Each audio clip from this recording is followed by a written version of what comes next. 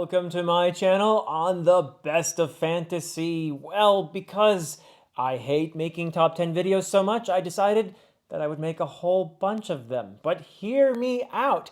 I think this could be a useful exercise because I was thinking for the longest time that may not ever make another top 10 video simply because I would never finish reading all the books that I want to read.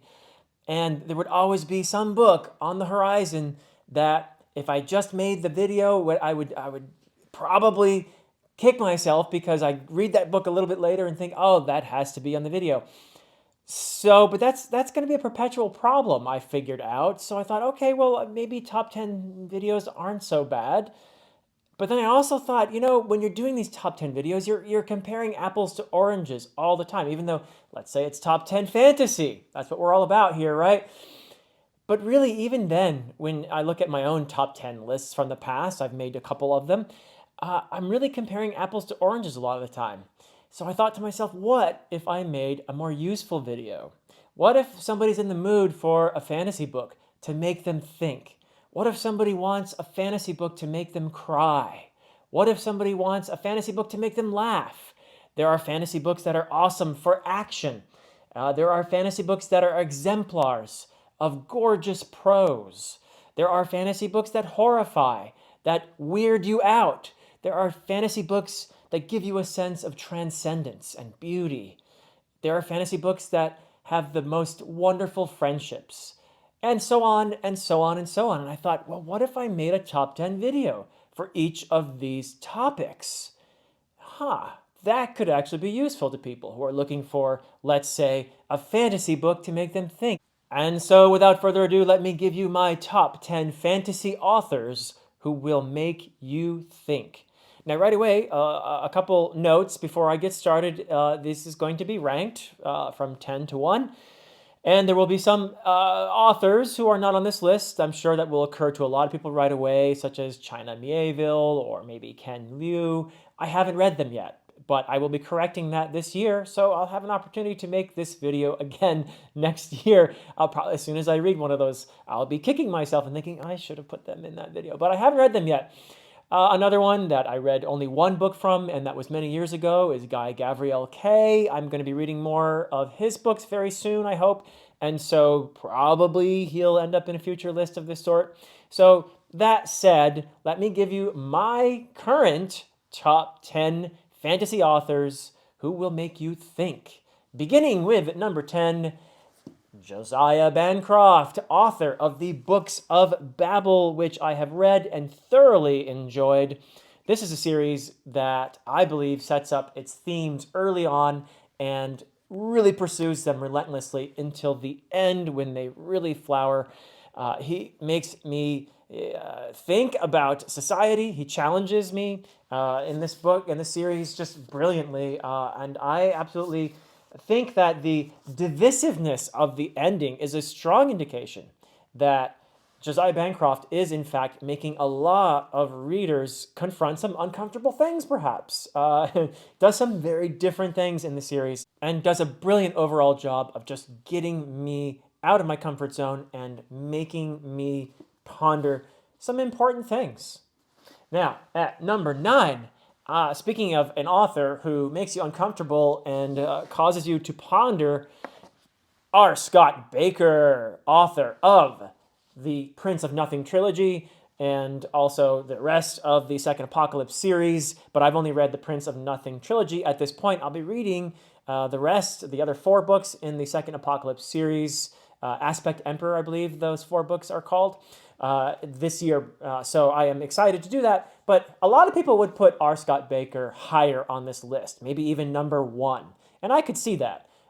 There is deep philosophy woven into R. Scott Baker's writing, and he certainly does make me uncomfortable with the world that he portrays here. But I think that's very deliberate on his part. And he is trying to make the reader confront the ugliness of patriarchy in his series. He is deeply questioning the nature of identity and certainty. That is something that he constantly questions, the idea of certainty. And of course, whether or not we have any free will at all. And I don't think we have a ton. Certainly not in this world. So, yeah, there's some great philosophical stuff in here. And Baker's an incredible writer. Very challenging to read. Highly recommend, but there are some serious traumatic stuff that goes on here, sexual assault and that kind of thing. So it does come with that warning. It is a very bleak world. Next on my list at number 8, I have Neil Gaiman, author of American Gods and The Ocean at the End of the Lane, and a series that I'm reading right now, The Sandman. Neil Gaiman is an author that I can say is a wonderful author to include in a course. American Gods particularly teaches really well. I know because I've done it several times. It is rich with themes. It's all about identity, both national identity, it's called American Gods, but it's also about very personal things, personal identity. It is a quest to find oneself, and it is just cleverly written. It is such a wonderful American Gods is a great combination of mystery and road trip and fantasy and mythology and so many other things, plus a ton of popular cultural references in here. So just a very clever author, and there are endless discussions to be had about any Neil Gaiman work. Coming in at number 7, my selection is N.K. Jemisin, author of the Broken Earth trilogy. And oh my goodness, book 1, the 5th season, I knew right away that I was going to be challenged. And N.K. Jemisin is an author who treats the theme of oppression. And not just oppression, but a people's resilience. And that is very, very important. Because yes, this is a pretty bleak world that she portrays here, but it's also important to remember that resilience is a big part of it as well. And there's some challenging aspects in terms of her style. And I don't think it's a spoiler at this point to say that some of the book is written in second person, which is an unusual choice. And in my opinion, she handles that really well. And you understand more and more as you progress in the trilogy why she does this. And there are some really brilliant things that, for me at least, just fell into place near the end of book 3. And I thought to myself, wow, this is really brilliant. And I found myself thinking for a very long time about what N.K. Jemisin had pulled off and the things that she made me think about. It's just a really brilliant job. No wonder she won the Hugo Award 3 years in a row for this trilogy. In my opinion, it is well deserved. Next I have at number 6, Mark Lawrence, and I'm holding up an arc of The Book That Wouldn't Burn here. This is currently my favorite Mark Lawrence book that I have read. I have read actually 3 of his other trilogies, so I've read 10 Mark Lawrence books so far, and I hope that I'll someday be able to catch up with him. He is a pretty productive writer. And in spite of his productivity, I think that it's just a lot that he makes me think about in his books. I mean, the guy is a scientist. He has a PhD in mathematics. He's pretty smart. And he includes in his books a wonderful mixture of fantasy and science fiction. And he just has this sort of cavalier disregard for genre boundaries that I really love. And yeah, he does it, I think, just instinctually, but I find it so wonderful and challenging my assumptions many times. And he incorporates some just beautiful themes in all of his books. His first trilogy, which begins with Prince of Thorns, is the Broken Empire trilogy. My goodness, I mean, that is a series that deals head on with trauma. And he has some really wonderful character work in the Red Queen's War trilogy. And I also love what he does in the Book of the Ancestor. But it's in this series, the Library trilogy, that I find Mark Lawrence has impressed me the most so far. And there are such wonderful themes woven into this enthralling tale with wonderful characters. He is looking at the nature of knowledge and how we know what we know and the reliability of history and what people say is reality. He's looking at identity and memory and so many other really cool things. This book really blew me away. It is the only book I can think of that as soon as I finished reading it, I just had this incredible urge to go right back to the beginning and read it over again because he made me rethink everything that I had read in the book. I thought I knew what was happening, and then I didn't. And then I thought I knew what was happening, and then I didn't. And I loved every minute of it. It was just brilliantly done. I can't wait to read the sequel that is coming out soon to The Book That Wouldn't Burn. It is the book that broke the world. I have high hopes for that. And next in my list, I have the Queen of Fantasy, Robin Hobb, and she is. I just recently finished reading *The Realm of the Elderlings*, and oh my goodness! But I'll talk about the topic of emotions at another time. Right now, we're talking about thinking, and that is another thing that Robin Hobb does brilliantly. There are some incredibly important themes in *The Realm of the Elderlings*, including critiques of society, looking at othering, and also the connectedness of everything that is woven into the magic in this series.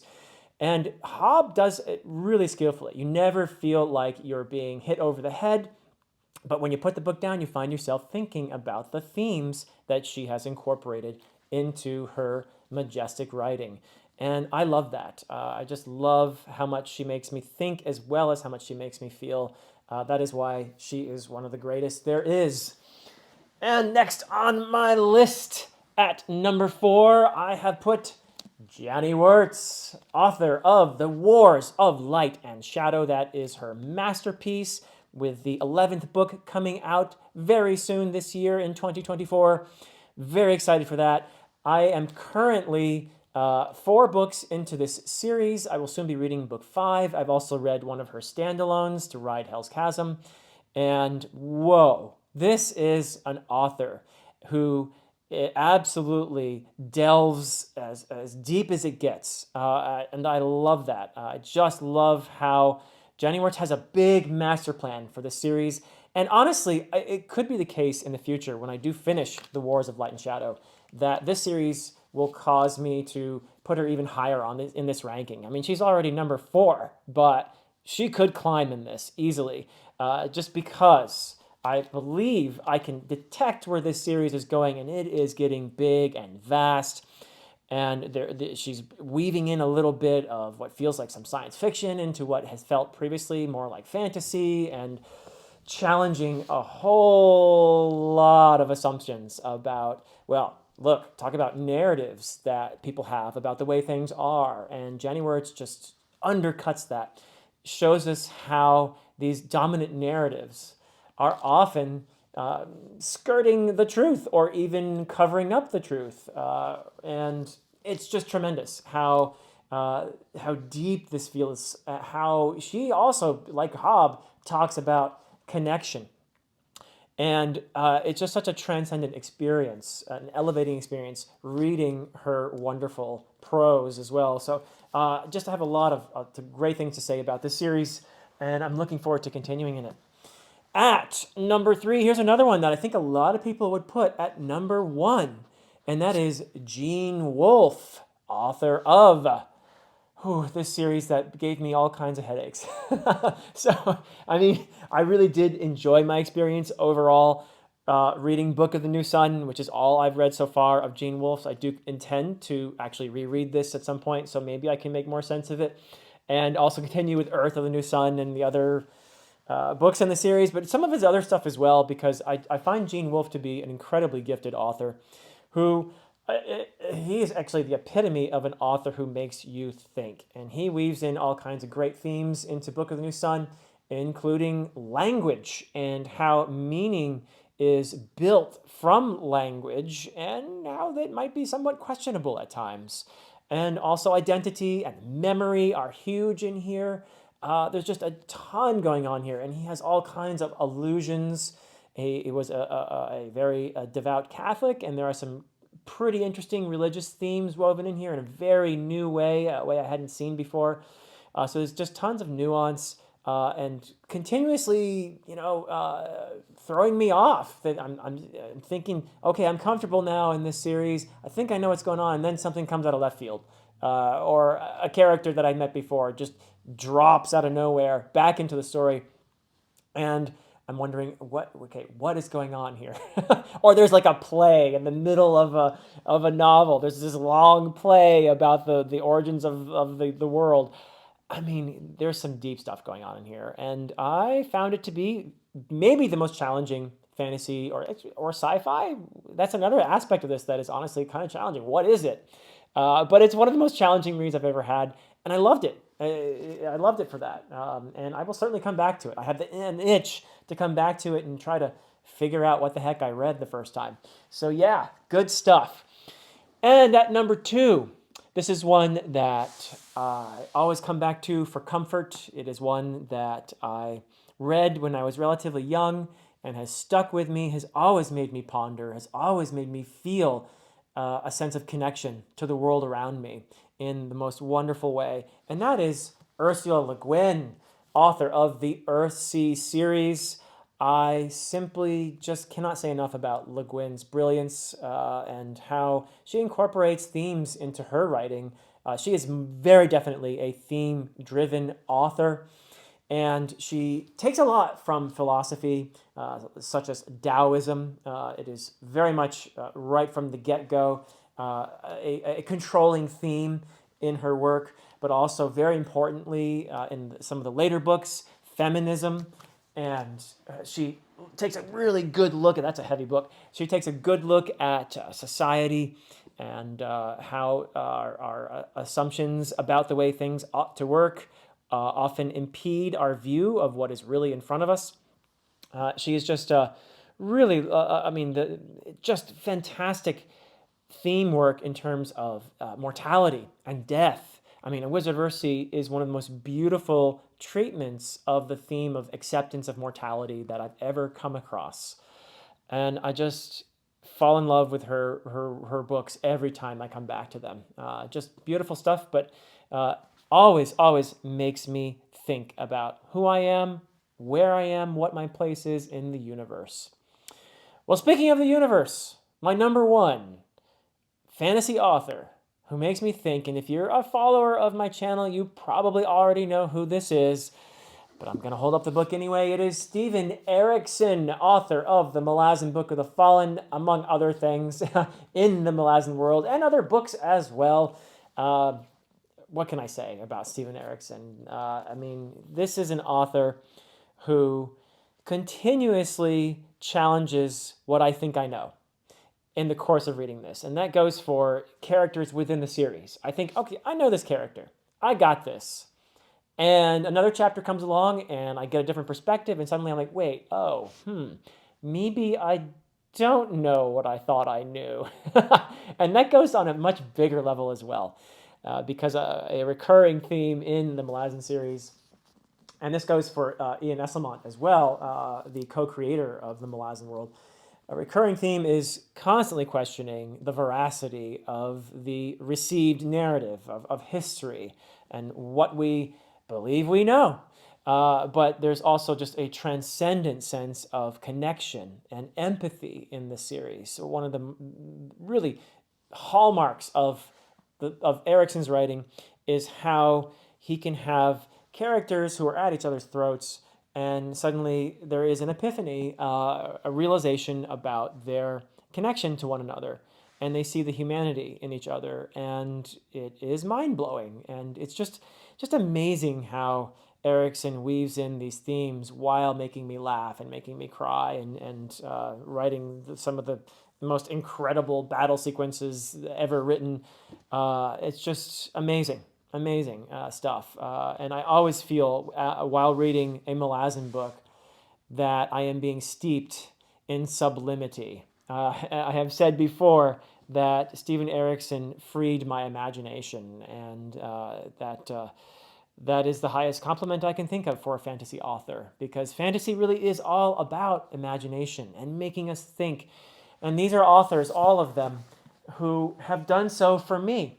And so, I hope that you'll give them a try if you haven't already. But I'd also love to hear about the fantasy authors that make you think. Who would you choose if you were to make a list of fantasy authors that incorporate philosophy into their writing, that challenge you and make you see different perspectives in the best possible way? I can't wait to hear what you think. And that's it from me for now. Until next time.